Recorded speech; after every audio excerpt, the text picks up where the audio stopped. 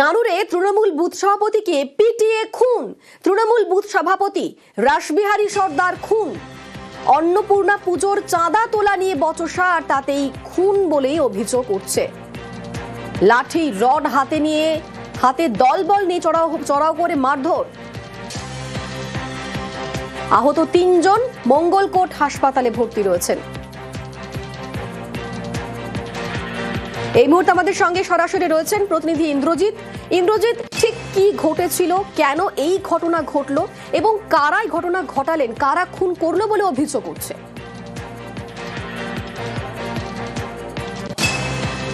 দেখো, একদমই যেটা বলে রাখবো, মূলত যেটা থেকে সূত্রপাত, কালকে কিন্তু গ্রামের যে একটি মঞ্চ রয়েছে, সেই মঞ্চে প্রথমত একটি মিটিং চলছিল। কিসের মিটিং? এটা গ্রামে নবান্ন উৎসব রয়েছে এবং নবান্ন উৎসবেই যে প্রতিমা, অর্থাৎ অন্নপূর্ণা প্রতিমা আনা হয়, সেটা নিয়ে কিন্তু বৈঠক ছিল।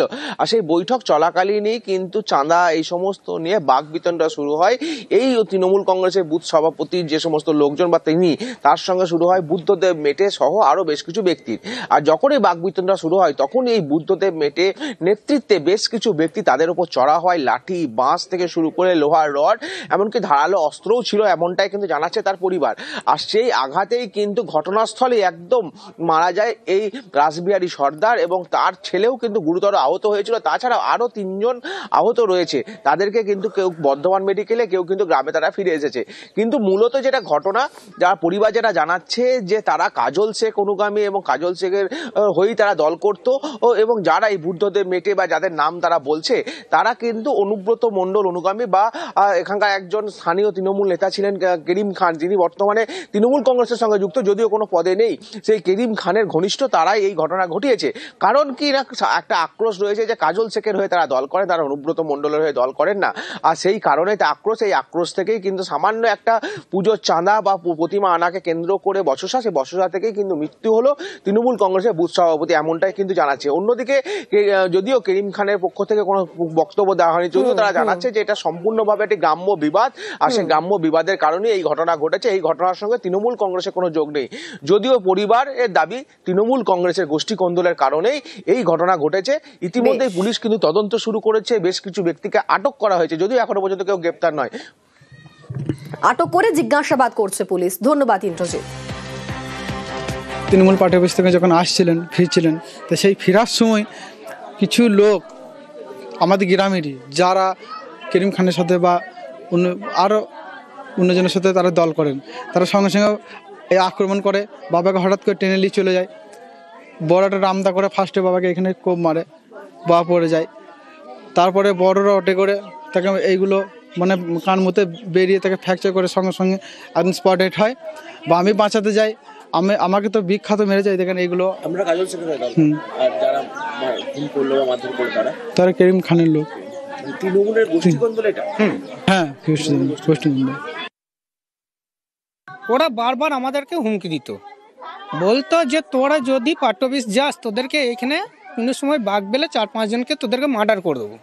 যখন পার্টি অফিস থেকে কালকে বাড়ি আসছি, তখন ওদেরকে বাপ বেটাকে সবাইকে ধরেছে। আমরা বাজার গিয়েছিলাম, এসে দেখছি ওকে রামদা করে রাজু বলে একটা ছেলে, রাজু, সুজিত, ওরা সব এখানে চুটিয়ে একদম পুরো ডেট করে দিয়েছে। কারণ ওই তো আমরা দল করছি, কাজলের দল করছিস, তোরা কাজলের দল করতে পারবি না, তোদের কাজলকে দল করতে দেবো না। তোরা আমরা অনুব্রতের দল করি, তোরা কাজলের দল করিস, তোরা কাজলের দল করবি না।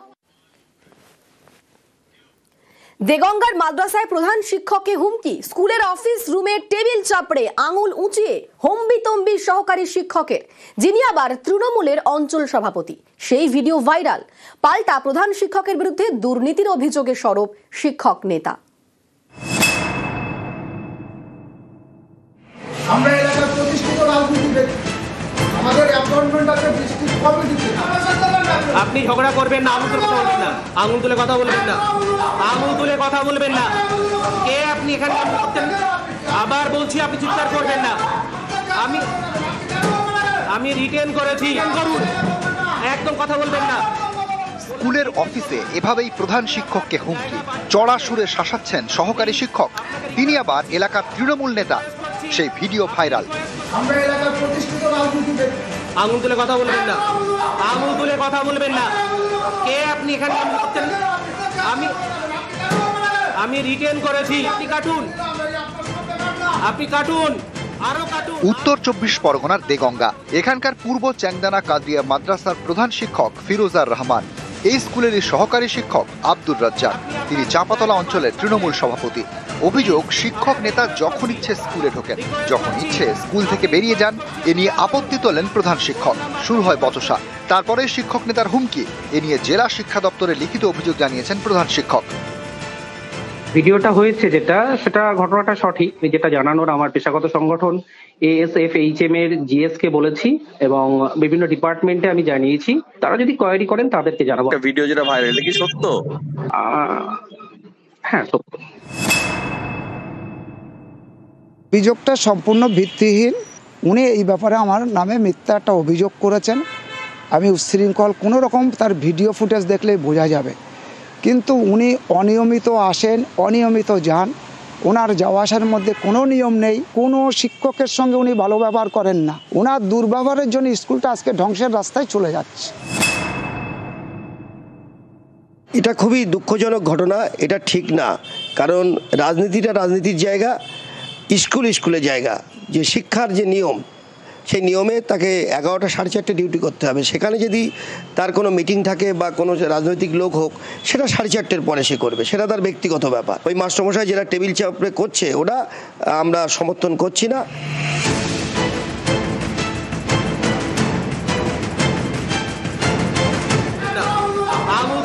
দেগঙ্গা থেকে জিয়াউল আলম, নিউজ 18 বাংলা। আমি রিটেন করেছি। খাস পঞ্চায়েত অফিসের সালিশি সভা, উপপ্রধানের সামনে তরুণীকে ধর্ষণ এবং খুনের হুমকি। হুগলির সিঙ্গুরে চাঞ্চল্যকর অভিযোগ, যদিও মানতে নারাজ উপপ্রধান।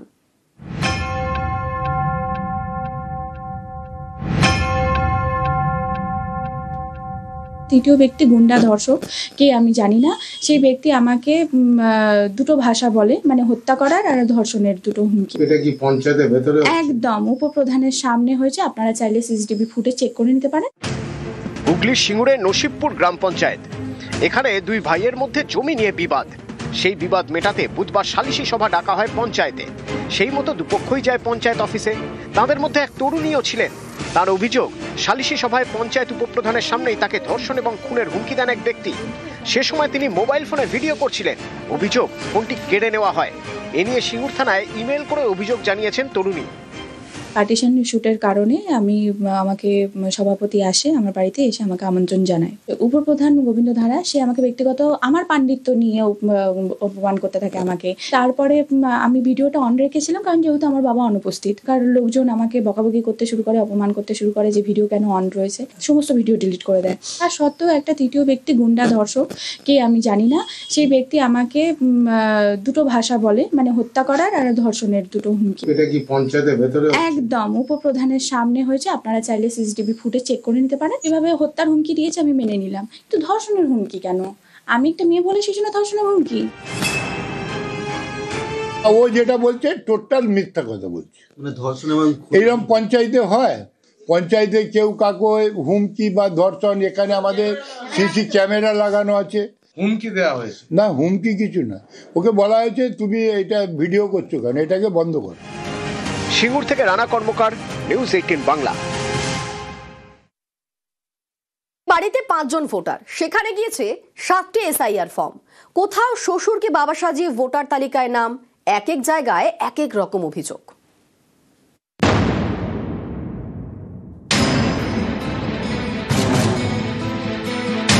উত্তর 24 পরগনার বনগাঁ দক্ষিণ বিধানসভা। এই এলাকার বাসিন্দা রবীন্দ্রনাথ বিশ্বাস, স্ত্রী এবং 3 ছেলেকে নিয়ে সংসার। বাড়িতে 5 জন ভোটার, তাই 5টি SIR ফর্ম পাওয়ার কথা। অভিযোগ, সেখানে পেয়েছেন 7টি ফর্ম। 2টি ফর্মে রাজু বিশ্বাস এবং বিশু বিশ্বাসের নাম। এই দুজনের নাম বাদ দেওয়ার দাবি জানিয়ে বিডিওর দ্বারস্থ হয়েছেন রবীন্দ্রনাথ। আমার এমনি ফ্যামিলিতে 5 জন মানুষ, আমার ফর্ম পেয়েছি 7খানা। 2টো ফর্ম ওটা কোথা থেকে এসছে জানি না, যেটা আমার না, আমার ছেলে না, যে আমাকে মানে বাবা বলে ফর্ম 2টো ওখান থেকে এসছে। না, সে 2টোকে চিনিনি। ওটা অভিযোগ জানিয়ে আমি ওই ফর্মটা BLR কাছে সেখানে আবার ফেরত দিয়ে দিয়েছি। কোচবিহারের তুফানগঞ্জ, এখানকার বাসিন্দা অমল দাস তার 5 মেয়ে। অভিযোগ ভুয়ো নথিতে এই অমলকে মামা শ্বশুর বানিয়ে ভোটার তালিকায় নাম তোলেন এলাকারই বাসিন্দা বিকাশ দাস। এসআইআর চলার মাঝেই ঘটনা সামনে আসে। পুলিশে অভিযোগ দায়ের করেন অমল দাস। কিভাবে যে নিচে চুরি করে নিচে না কি করে নিচে আমি তা তো জানি না। ওরা এইভাবে নিয়ে ওরা আধার কার্ড ভোটার কার্ড সব তৈরি করছে। আমি এই বিএলওর কাছে শুনে তারপরে আমি থানাতে অ্যাপ্লাই করছি। আমার ভাগ্নি জামাই হয় হিসেবে ওদের যাওয়া আসে নাই, আমি চিনিও না ওকে। বাংলাদেশি তাও আমি বলতে পারলাম না, চিনি না লোকটাকে।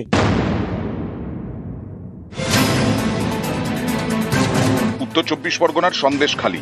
অভিযোগ এখানে শ্বশুরকে বাবা সাজিয়ে ভোটার তালিকায় নাম তুলেছেন এক বাংলাদেশি। সন্দেশখালীর বয়ারমারির বাসিন্দা আশাকুল মোল্লা তার মেয়েকে বিয়ে করেন সাইফুল মোল্লা। অভিযোগ তিনি বাংলাদেশি। শ্বশুরকে বাবা সাজিয়ে তৈরি করে ফেলেছেন ভোটার কার্ড। ভোটার তালিকা থেকে তার নাম বাদ দেওয়ার দাবি তুলেছেন স্থানীয়রা। কে হয় আপনার? জামাই হয়।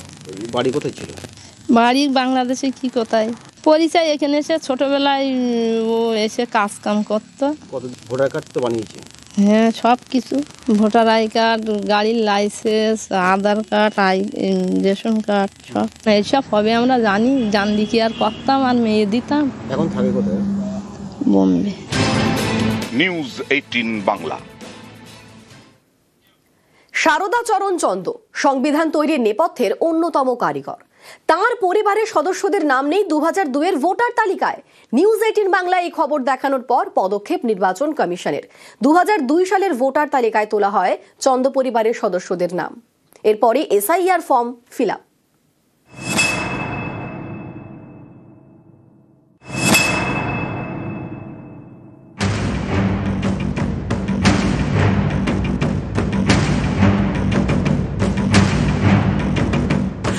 রাসবিহারীর ধর্মদাস রোড, এখানেই থাকতেন সারদা চরণ চন্দ।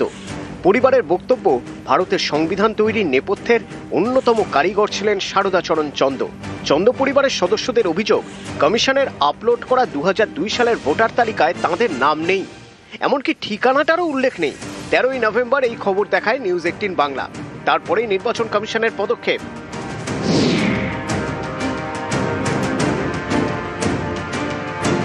চন্দ পরিবারের সদস্যদের নাম তোলা হয় 2002 সালের ভোটার লিস্টে। এরপরেই তারা এসআইআর ফর্ম ফিল আপ করেন। আমি বলেছিলাম যে এই ফর্মটা আমি ফিল আপ করবো না, আমি প্রতিবাদ করছি। তো ইলেকশন কমিশন এই কথা মিডিয়াতে দেখে ওনারা সঙ্গে সঙ্গে তৎক্ষণাৎ আমাদের সঙ্গে যোগাযোগ করেন ফোনে, তারপরে বাড়িতে এসে ভিজিট করেন এবং তারপরে ওনারা কিন্তু খুবই কোঅপারেট করেছেন আমাদের সঙ্গে। ফাইনালি আমরা ফর্মটা ফিল আপ করেছি। আমি তো বলতে গেলে পার্সোনালি জানিয়েছিলাম আপনাদেরকে, এবং আপনারা যে সঙ্গে সঙ্গে এসে রেসপন্ড করেছিলেন, এত সুন্দর করে কভার করে ছিলেন, যেটা যে সত্যি ইলেকশন কমিশনকে নাড়িয়েছে ব্যাপারটা। রাসবিহারীর 83 নম্বর ওয়ার্ডে ধর্মদাস রোডের 8 নম্বর বাড়ি। এই বাড়িটি তৈরি হয় স্বাধীনতার আগে 1936 সালে।